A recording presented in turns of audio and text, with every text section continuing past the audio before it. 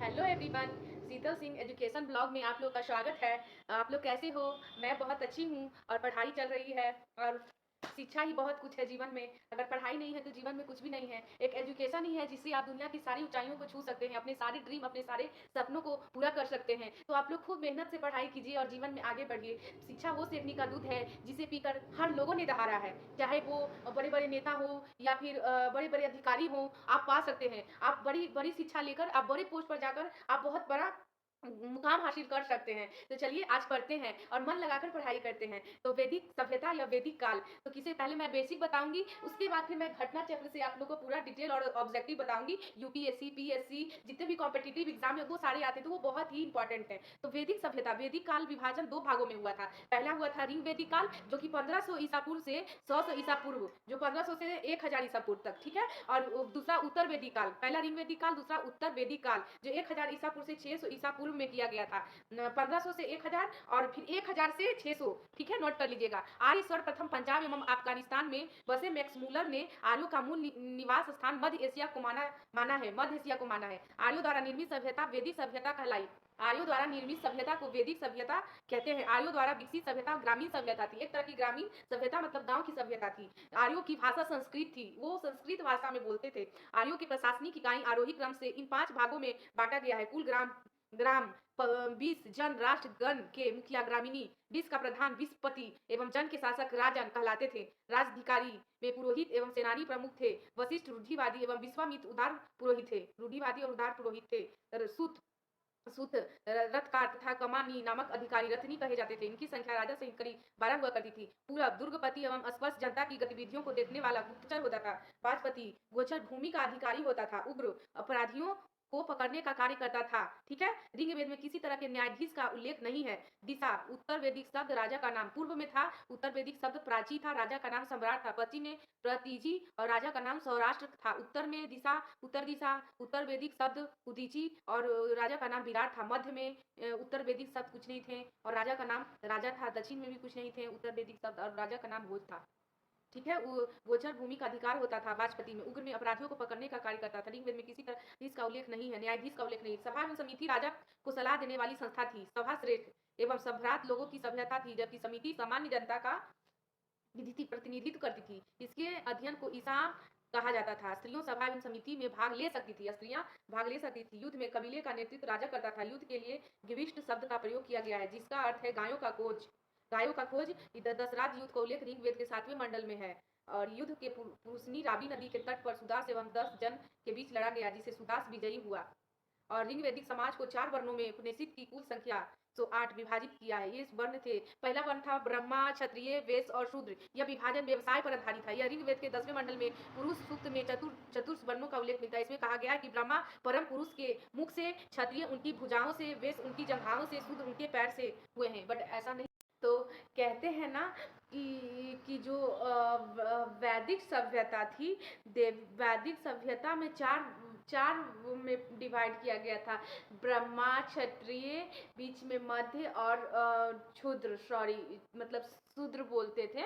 तो ब्रह्मा जो थे मुख से थे, क्षत्रिय थे जो भुजाओं से थे, और जो बीच मध्य थे जो बीच से थे मतलब कमर के पास, और शूद्र जो थे पैर से हुए थे। तो ऐसा कहना था। वैश्य उनकी जंघाओं एवं शूद्र उनके पैरों से उत्पन्न हुए थे। बट एट दिस टाइम ऐसा कुछ भी नहीं है, सब बराबर है। जो जिनकी स्थिति अच्छी नहीं है तो वो भी आरक्षण ले सकते हैं। तो ये सब खत्म होना चाहिए। अब कुछ भी ऐसा नहीं रहा, ठीक है। ऐसा नहीं कि मैं राजपूत हूँ तो आप ये हैं, तो ऐसा कुछ नहीं होना चाहिए। एजुकेशन से इंसान हर कोई ऊपर जा सकता है, इसीलिए एजुकेशन बनाया गया है। आप लोग पढ़िए और अपने आप को सम्मानित कीजिए। तो आर्यों के का समाज प्रीति प्रधान था। समाज की सबसे छोटी इकाई परिवार या कुछ थी, जिसका मुखिया पिता होता था, जिसे कुलूप कहा जाता था, ठीक है। कुलूप, जिसके पिता मुखिया मतलब घर के मेन होते थे, वो पिताजी ही होते हैं ना। आज भी तो होते हैं, आज सारे डिसीजन पिताजी लेते हैं। तो पहले के टाइम में भी पिताजी ही होते थे, उन्हें कुलूप कहते थे। स्त्रियां इस काल में अपने पति के साथ यज्ञ कार्य में भाग लेती थी। बाल विवाह पर्दा प्रथा का प्रचलन नहीं था, उस टाइम नहीं था। वैदिक काल सभ्यता में विधवा अपने मृतक पति के छोटे भाई देवर से विवाह कर सकती थी। मतलब जिनके पति नहीं रहते उन्हें अपने देवर से शादी कर लेते थे, ठीक है। तो स्त्रियां शिक्षा ग्रहण करती थी। ऋग्वेद में लोपामुद्रा, घोषा, सिकता, अपला एवं विश्वास जैसी विदुषी स्त्रियां का वर्णन है। गार्गी ने याज्ञवल्क्य को वाद विवाद की चुनौतियां थी। जीवन भर अविवाहित रहने वाली महिलाओं को अमाजु कहा जाता था। जो जीवन भर शादी नहीं करती थी उन्हें अमाजु कहते थे। आर्यों का मुख्य पेय पदार्थ सोमरस था। मतलब पहले, आज के लोग कितने मतलब ब्रांडेड ब्रांडेड पीते हैं, मतलब जो भी है मुझे पता नहीं है, बट पहले जो पीते थे उन्हें सोमरस कहा जाता था। बड़े बड़े राजा लोग सोमरस पार्टी वार्टी में रखते थे तो उन्हें सोमरस कहते थे, ठीक है। यह वनस्पति से बनाया जाता था। तब वनस्पति से बनाया जाता, जड़ी बूटियां पता नहीं क्या, तो उनसे बनाया जाता था सोमरस, ठीक है। आर्य मुख्यतः 3 प्रकार के वस्त्रों का उपयोग करते थे। जो वस्त्र पहनते थे वो 3 प्रकार के थे। तो वास, पहला वास है, फिर अधिवास है, दूसरा अधिवास, और तीसरा है उष्णीय। अंदर पहनने वाले कपड़े को नीवी कहते थे, कहा जाता था। जो अंदर पहनते थे उन्हें नीवी कहते थे, ठीक है। प्रमुख दर्शन उनके प्रवर्तक, तो दर्शन चावार्क प्रवर्तक चावार्क, और दर्शन पूर्व मीमांसा प्रवर्तक जैमिनी, दर्शक योग प्रवर्तक पतंजलि, और दर्शक उत्तर मीमांसा प्रवर्तक बांदराय, सांख्य, कपिल, वैष्णि, कनाद, उलूक, पता नहीं जो भी है। आर्यों के मनोरंजन के मुख्य साधन थे संगीत, रंग, थौर, घुड़सवार एवं धूर्तधारी। कुछ मनोरंजन के लिए होना चाहिए ना, गेम होना चाहिए। आज के टाइम में PUBG, TV, mobile, Instagram, Twitter, Facebook, बहुत सारी चीजें हैं। आई कांट से एनीथिंग, मतलब कि मैं एक्सप्लेन नहीं कर सकती। तो आर्यों का मुख्य व्यवसाय पशुपालन एवं कृषि था। गाय को अधन्या न मारे जाने योग्य पशु को श्रेणी में रखा, मतलब इन्हें नहीं, आज भी हम एक गौ माता को पूछते, हमारी माँ के समान मानते हैं, तो उन्हें माना जाता सबसे श्रेय में रखा गया था। गाय की हत्या करने वाले, उसे घायल करने वाले के लिए वेदों से दंडी अथवा देश से निकालने की व्यवस्था की गई। जो गाय को मारते उन्हें मृत्यु दंड मिलता था या देश से निकालने की सजा मिलती थी उन्हें, और आज भी ऐसा होना चाहिए। हर रोड पे गायें चलती हैं तो उनके लिए अलग व्यवस्था करनी चाहिए सरकार के। सरकार के पास इतनी फंड आ रही है कि हमारे देश के जानवरों को की रक्षा कर सके वो, ठीक है। आर्यों का प्रिय पशु घोड़ा एवं सर्वाधिक प्रिय देवता इंद्र थे। आर्यों द्वारा खोजी गई धातु लोहा थी, जिसे श्याम अयस्क कहा जाता था। तांबे को लोहित अयस्क कहा जाता था। व्यापार हेतु दूर दूर जाने वाला व्यक्ति को पनी कहते थे। लेन देन वस्तुएं विभिन्न की प्रणाली प्रचलित थी। ऋण देकर ब्याज लेने वाला व्यक्ति को बेकनॉट, ऋण देकर ब्याज लेने वाला बेकनॉट, सुदखोर कहा जाता था। आज भी बोलते हैं ना सुदखोर है, सुद्धि लेता है, तो उसे सुदखोर कहते थे। तो ऐसा था कि मनुष्य एवं देवताओं के बीच मध्य की भूमिका निभाने वाला देवता के रूप में अग्नि की पूजा की जाती थी। और आज भी हम लोग अग्नि की पूजा करते हैं, पवित्र पानी की पूजा करते हैं। गंगा भी तो पानी है, पानी की पूजा करते हैं, मिट्टी की पूजा करते हैं, पेड़ पौधे की पूजा करते हैं। ये सब प्रकृति हमारे महादेव से जुड़ा हुआ है। सारी प्रकृतियां सनातनी है, तो उनकी पूजा करते हैं हम लोग, ठीक है। तो मनुष्य देवता के भी मध्य की भूमिका निभाने वाला देवता के रूप में अग्नि की पूजा की जाती थी। ऋग्वेद में उल्लेखित सभी नदियों में सरस्वती सबसे महत्वपूर्ण तथा पवित्र मानी जाती थी। ऋग्वेद में गंगा का 1 बार और यमुना का उल्लेख 3 बार हुआ है। इसमें सिंधु नदी की उल्लेख सर्वाधिक बार हुआ है, बहुत बार सिंधु सभ्यता का उल्लेख हुआ है, ठीक है। तो ऋग्वेदिक नदियां, प्राचीन नाम कुंभ, आधुनिक नाम कुर्रम, प्राचीन नाम विपाशा, आधुनिक नाम ब्यास, कुंभा, काबुल, सदानीरा, गंडक, आधुनिक अस्किनी, चिनाब, गोमती, गोमल, परुस्नी, रावी, सतु, स्वात, सतरुदी, सतलज, ये आधुनिक नाम, प्राचीन नाम, आधुनिक नाम है ये सब सारी, ठीक है। तो उत्तर वैदिक काल में इंद्र के स्थान पर प्रजापति सर्वाधिक प्रिय देवता हो गए थे। प्रजापति बहुत ही सर्वाधिक प्रिय देवता हो गए।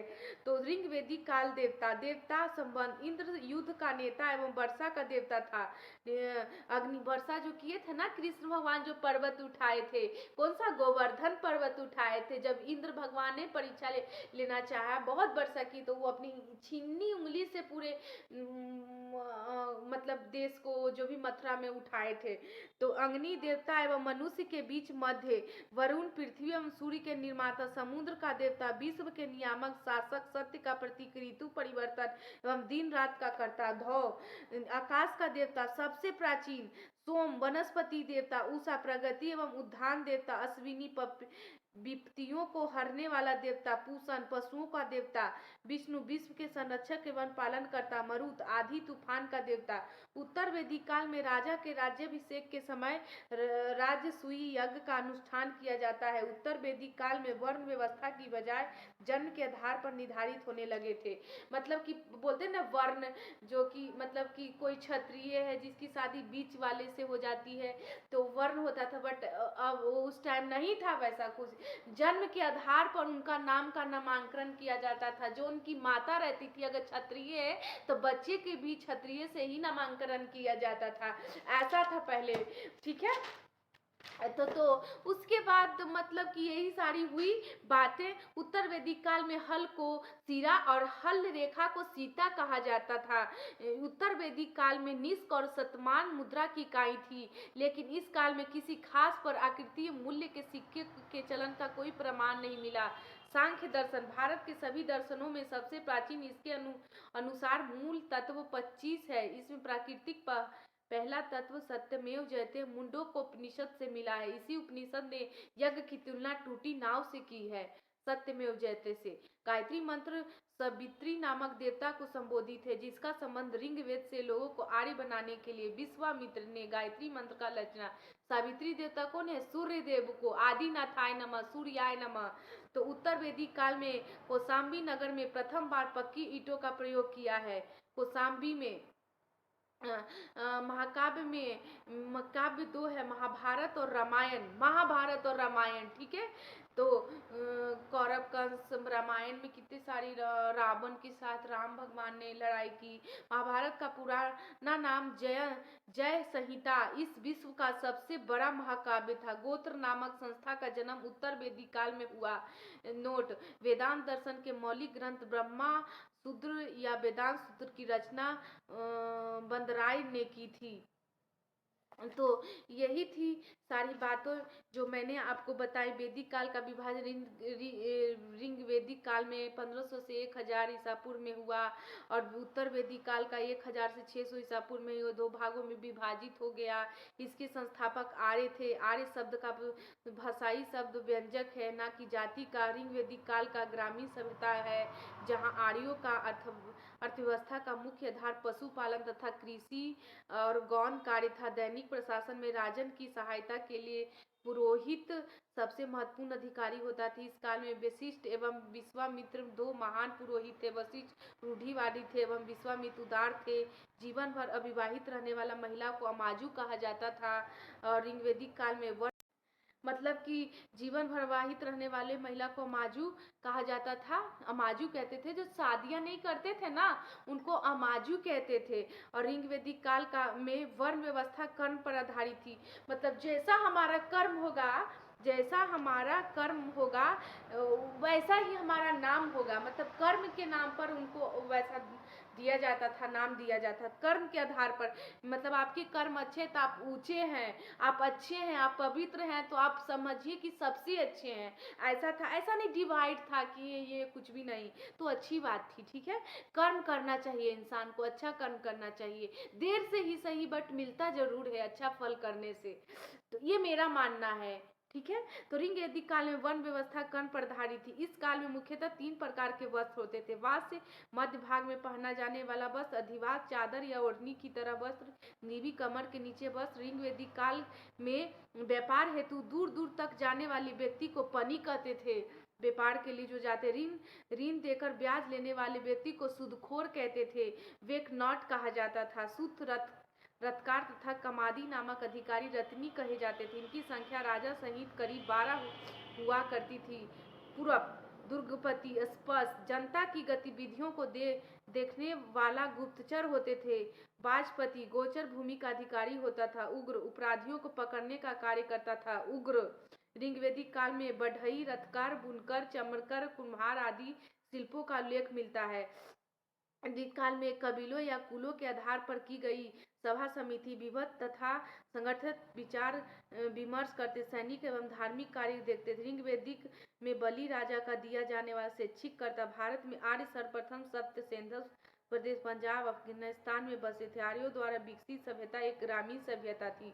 उनके भाषा संस्कृत थी। सरस्वती एवं दृष्टि नदियों द्वारा रचित क्षेत्र को ब्रह्मावर्त कहते थे।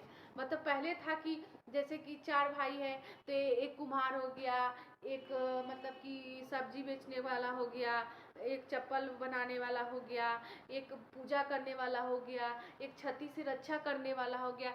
तो ऐसे आधार पर उन्हें डिनोट किया जाने लगा कि अरे क्षत्रिय है, राज्य पुत्र है, तो उसे राजपूत कहने लगे। ऐसा कुछ नहीं था कि वो बहुत महान थे। मतलब एक होता है ना किसी में किसी की रक्षा करना, किसी को क्षति से रक्षा करना, किसी की मदद करना, ऐसे होते थे किसी के खून में, आज भी हैं। तो ऐसा नहीं कि वो नहीं ऊंचा हुए, इंसान कर्म से ऊंचा होता है। पहले वैसा ही था, कर्म से इंसान को डिनोट करते थे। वो तो डिनोट किया गया था कि अरे वो दुकान खोले हुए, दुकान सारी व्यवसाय होना चाहिए ना। कपड़ा भी जरूरी है, खान पान भी जरूरी है, दाल चावल भी खरीद सकते हैं, तो चप्पल भी पहनना जरूरी, तो कुछ चप्पल भी रोजगार के लिए। तो उसी से आगे जाकर डिनोट हो गया, जाति में आ गया कि अरे चप्पल है तो चमार होगा, क्षत्रिय से रक्षा करता है तो क्षत्रिय होगा, पूजा पाठ करता है तो पंडित होगा, और दुकान खोले हुए तो बनिया होगा। तो ऐसा हुआ, मतलब अब वैसा हुआ आगे जाकर। नहीं तो जाति कुछ नहीं है, और आज भी नहीं। सरकार से यही अनुरोध करेंगे, जाति खत्म होना चाहिए। सब समान है, सब लोग बराबर है, ठीक है। तभी हम लोग हिंदुस्तानी एक होंगे। क्या बोलते हैं? एक होंगे, ठीक है। ऋग्वेद में करीब 25 नदियों का उल्लेख है, जिनमें सिंधु नदी का सर्वाधिक बार उल्लेख हुआ है एवं गंगा का 1 बार उल्लेख हुआ। यमुना नदी 3 बार, जो यूपी में बहती है ना, ताजमहल के पीछे यमुना नदी। ऋग्वेद में सर्वाधिक पवित्र नदी के रूप में सरस्वती का वर्णन हुआ है, जिसे नदीतमा भी कहा जाता है। ऋग्वेद में आर्यों के 5 कबीले का उल्लेख मिलता है, पुरु, यदि, तुर्वस, अदि, द्रह्ना। ये पंचक कहे जाते हैं। ऋग्वेद के 7वें मंडल में दशराज युद्ध का उल्लेख मिलता है। यह युद्ध पुरुषनी रावी नदी के तट पर भरत वंश का राजा सुदास, जिनके पुरोहित वशिष्ठ थे, अन्य 10 जनों का पंचजन अलीस, पख्त, भला, वासी, सीवी के 20 लड़ा गया। जो भी है यार, कबीलाज व्यवस्था पर आधारित थी। कबीला का प्रधान राजा होता था, जो युद्ध में कबीला का नेतृत्व करता था। युद्ध के लिए गायों की खोज शब्द का प्रयोग गिविष्ट किया जाता था। आर्यों के प्रशासनिक इकाई आरोही क्रम में इस प्रकार बटी हुई कुल ग्राम है। 20 जन कबीला। ऋग्वेदिक कालीन प्रशासक का स्वरूप राजतंत्रात्मक था, किंतु राजा को देवीय एवं वंशानुगत प्रतिनिधि नहीं प्राप्त है। ऋग्वेदिक काल राजा सभा एवं समिति नामक संस्था की सलाह से शासन चलाता था। सभा श्रेष्ठ एवं संभ्रांत लोगों की संस्था थी, जबकि समिति सामान्य जन का प्रतिनिधित्व करती थी। इसके अध्यक्ष को ईशान कहा जाता था। समिति को राजा ऋग्वेदिक काल में है, जो ऋग्वेदिक काल में स्त्रियों की स्थिति की सामान्य स्थिति थी। वो अपने पति के साथ यज्ञ कार्य में भाग लेती थी। पर्दा प्रथा में बाल विवाह का प्रचलन नहीं था। ऋग्वेदिक विधवा विवाह, अंतरजातीय विवाह, पुण्य विवाह की संभावना का उल्लेख मिला है, ऋग्वेदिक काल में मिलता है। समाज में नियोग प्रथा का प्रचलन था। स्त्रियों का भी उपनयन संस्कार होता था। ऋग्वेदिक स्त्रियां भी शिक्षा ग्रहण करती थी। ऋग्वेदिक में लोपा, मुद्रा, घोषा, सिकवा, पाला एवं विश्वारा जैसी विदुषी स्त्रियों का जिक्र मिलता है। ये सारी बातें थी ऋग्वेदिक काल में। जन शब्द 275, 20 170, सभा 8 थी, समितियां 9 बार एवं सूत्र 1 बार आया। ऋग्वेदिक के युग में समाज का विभेदीकरण व्यवस्था के आधार पर आरंभ हुआ। मैं कवि हूँ, मेरे पिता वैद्य है और मेरी माता चक्की चलाती वाली है। विभिन्न व्यवसाय से जीविकोपार्जन करते हैं। हम एक साथ रहते हैं। आर्यों का समाज पितृ प्रधान था। समाज की सबसे छोटी इकाई परिवार का कुल थी, जिसका मुखिया पिता होता था, जिसे कुलप कहा जाता था। ठीक है। राजा की सहायता के लिए नियुक्त अधिकारी कार्य, राजा का मुख्य प्रधान, ऋग्वेदिक काल में कवन, ग्राम, ये भी जो भी है। आर्यों के मनोरंजन का मुख्य साधन संगीत, रणथौर, घुड़दौड़, धूर्त क्रिया, जुआ खेलना था। आर्यों की मुख्य जीविका पशुपालन, कृषि की गाय सर्वाधिक महत्वपूर्ण, ये सब टाइम पास के लिए करते थे वो लोग। आर्यों द्वारा नमक, मछली एवं कपास का प्रयोग किए जाने का उल्लेख नहीं मिलता है। आर्यों को प्रिय पशु घोड़ा एवं प्रिय पेय सोमरस था। सभ्यता, ऋग्वेद में अयस शब्द का प्रयोग तांबे एवं कांसे के लिए होता था। आर्यों द्वारा खोजी गई धातु लोहा थी, जिसे श्याम अयस कहा जाता है। व्यापार में क्रय विक्रय विनिमय प्रणाली से किया जाता था। व्यापार स्थल जलमार्ग दोनों रास्ते से होता था। आर्यों के सर्वाधिक प्रिय देव इंद्र थे, जिनकी चर्चा ऋग्वेद में 250 सूक्तों में आई थी। ऋग्वेद में धर्म सबसे महत्वपूर्ण विशेषता है। इसका व्यवहार एवं उपयोगितावादी रूप स्वरूप इस बहुदेशवाद का प्रचलन था। ऋग्वेद में कुल देवताओं की संख्या 33 बताई गई है। इस समय बहुदेशवाद का प्रचलन ऋग्वेद में कुल देवताओं की संख्या 33 बताई गई है।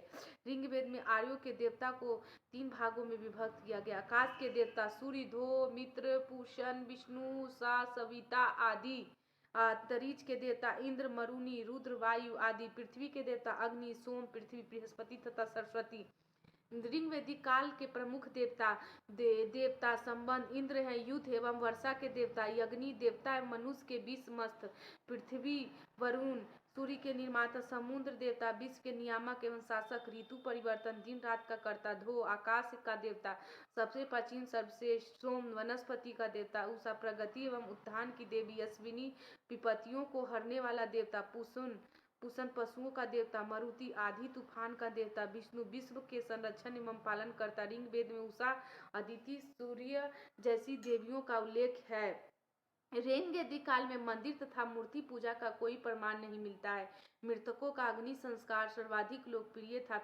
फिर भी कभी कभी मृतक को दफना भी दिया जाता था। आर्यों का प्रिय पशु घोड़ा, सबसे लोकप्रिय देवता इंद्र थे। उत्तर वेदिक कालीन सभ्यता का मुख्य केंद्र मध्य देश था, जिसका प्रसार सरस्वती से लेकर गंगा के दोआब तक था।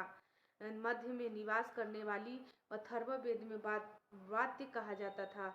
उपासना भौतिक समृद्धि के लिए की जाती थी, भक्ति के लिए नहीं। उत्तर वैदिक काल में पुरु एवं भारत कबीला मिलकर पुरु तथा तुर्वस किरवी कबीला मिलकर पांचाल कहलाए। तो दिशा राज्य का नाम, राजा उपाधि, पूर्व साम्राज्य सम्राट, पश्चिम स्वराज राजा उपाधि, उत्तर वैराज राज्य का नाम विराट, दक्षिणी भोज राज्य का नाम भोज, मध्य राज्य का नाम राजा भोज, राजा। उत्तर वैदिक काल में आर्यों का विस्तार जो भी है अच्छा है। उत्तर वैदिक काल में कौशाम्बी नगर में प्रथम बार पक्की ईंटों का प्रयोग किया गया। गोत्र नामक संस्था का जन्म उत्तर वैदिक काल में हुआ। उत्तर वैदिक काल में नारियों की स्थितियों में गिरावट आई। ऋग्वेदिक काल में जहाँ स्त्रियों का उपनयन संस्कार होता था, वहीं उत्तर वैदिक काल में स्त्रियों का उपनयन संस्कार बंद हो गया। अथर्ववेद में कन्याओं के जन्म की निंदा की गई है। तैत्तिरीय ब्राह्मण में कन्याओं की चिंता का कारण बताया गया है। उत्तर वेद काल में आर्यों का भौगोलिक विस्तार उत्तर में हिमालय, दक्षिण में विंध्य पर्वतमाला, पश्चिम में अफगानिस्तान एवं पूर्व में उत्तरी बिहार तक था। उत्तर वैदिक काल में लोहे का आविष्कार हुआ, जिसमें कृषि करना आसान हुआ। छंदों के उपनिषद में अरुण, तो देखिए जो वैदिक काल था उसमें भक्ति शब्द का प्रथम बार उल्लेख श्वेतांबर उपनिषद में से मिलता है। और युद्ध के दौरान राजा का प्रजा के साथ एक पात्र में खाने का वर्णन भी मिला है। मतलब राजा प्रजा के साथ एक थाल में खाए, वो भी वर्णन मिला है। छंदोग्य उपनिषद में 3 आश्रमों की चर्चा है। जाबलूपनिषद में सबसे पहले 4 आश्रम का उल्लेख मिलता है। ब्रह्मचर्य, वानप्रस्थ, गृहस्थ, संन्यास। ऋग्वेदिक काल की तुलना में इस काल में स्त्रियों की स्थितियों में गिरावट आई। अब सभा और समिति में इनके प्रवेश का अधिकार नहीं रहा। मैत्रेयी संहिता में स्त्रियों की तुलना पाशा और शूरा से की गई है। बृहदारण्यक उपनिषद में याज्ञवल्क्य एवं गर्गी के बीच विवाद का उल्लेख है। पुनर्जन्म की अवधारणा पहली बार बृहदारण्यक उपनिषद में आई। कठोर उपनिषद में यम नचिकेता प्रकरण का वर्णन वैदिक काल में विवाह के 8 प्रकारों के उल्लेख मिलता है। अष्ट विवाह कहा जाता है। विवाह के प्रकार, ब्रह्मा, यह सबसे प्रचलित एवं उत्तम विवाह था। ब्रह्मा का विवाह, और देव विवाह यज्ञ के संपादक पुरोहित को कन्या दे दी जाती थी। आर्ष विवाह कन्या का पिता वर से गाय लेकर कन्या का विवाह करते थे। प्रजापत्य विवाह इसमें कन्या का पिता वर को वचन देता था, मतलब वर को। असुर विवाह कन्या को माता पिता से खरीद लिया जाता था। गंधर्व विवाह यह प्रेम विवाह था जिसमें माता पिता की अनुमति नहीं ली जाती थी, जो कि गलत है। राक्षस विवाह इस विवाह में वधू अपहरण किया जाता था। और 50 पेशाच विवाह यह जबरदस्ती किया जाने वाला विवाह था जिसमें धर्मशास्त्रों में स्मृतियों में ब्रह्मा विवाह, देव विवाह, आर्ष विवाह और प्रजापति विवाह ये 4 स्वीकृत विवाह है। शेष विवाह अमान्य है। जो गलत है उसको अमान्य है, और जो सही है, जो माता पिता की मर्जी से विवाह होता था, वो विवाह सही था। चाहे वो कैसी भी तरह की विवाह हो, जिसमें माता पिता की मंजूरी होती, वो विवाह सही था। तो इससे यही है, आप केबीसी नैनो से भी पढ़ सकते हो, ल्यूसेंट से भी घटनाचक्र का ऑब्जेक्टिव देख सकते हो। मैं आप लोग के सामने ऑब्जेक्टिव भी लाऊंगी। वैदिक युग के बारे में मैंने आपको बता दिया, ऋग वैदिक काल में क्या हुआ, उत्तर वैदिक काल में क्या हुआ। जैसे जैसे दिन बढ़े सारे कल्चर बढ़ते गए, बदलते गए। आज का कल्चर कलयुगी कल्चर है, तो आज का भी कल्चर देख रहे। बहुत सारे ऐसे घरानों में आज भी पर्दा प्रथा है, आज भी संस्कृतियां हैं जो लोग फॉलो कर रहे हैं, आज भी पूजा पाठ होती है। बहुत सारे ऐसे हैं जो आज संस्कृतियों को नहीं मानते, पूजा पाठ नहीं करते। तो हर तरह के लोग आज के टाइम में हैं। ऐसा नहीं है कि बहुत ज़्यादा मतलब आगे बढ़ रहे हैं हम लोग, डेवलप कर रहे हैं तो अपनी संस्कृतियों को भूल रहे हैं। नहीं, अपनी संस्कृतियों को नहीं भूलना चाहिए। हाँ, बुक से आप लोग थोड़ा बहुत ज्ञान ले सकते हैं। पूजा पाठ भी इंसान को बहुत ज़रूरी है। ईश्वर हमारे जो है, हमारे पूजा पाठ से मन की शांति मिलती है। यही सारी बातें प्राचीन सभ्यता से मिलती है और वैदिक युग से मिलती है। पूजा पाठ के बारे में बहुत सारी मूर्ति पूजा, पशुपति की पूजा होती थी ना सिंधु सभ्यता में। वो कौन है? वो हमारे महादेव ही तो हैं, जिनके बेटे, दोनों बेटे गणेश जी और वो कार्तिकेय जी उनकी बेटी, और उनकी माँ सॉरी गौरी माता, ये पशुपति थे पहले। और आज वो तो उनका वर्णन भी मिला है, पूजा पाठ का भी वर्णन मिला है। कास्ट सिस्टम कैसे आया आपको पता ही है। कर्म के आधार पर आते थे, व्यवसाय के आधार पर डिनोट किया। आर्य लोग जो आए तो उन लोग क्या किए, अफगानिस्तान से जो भी, तो ये सारी बातें 1500 ईसा से 1000 ईसा पूर्व में, तो आज भी वो कल्चर चल रहा है। चलिए ठीक है, वैदिक काल के आगे का चैप्टर मैं ऑब्जेक्टिव में बताऊंगी, जिससे आप लोग को क्लियर हो जाएगा। चलिए, थैंक यू सो मच। मैं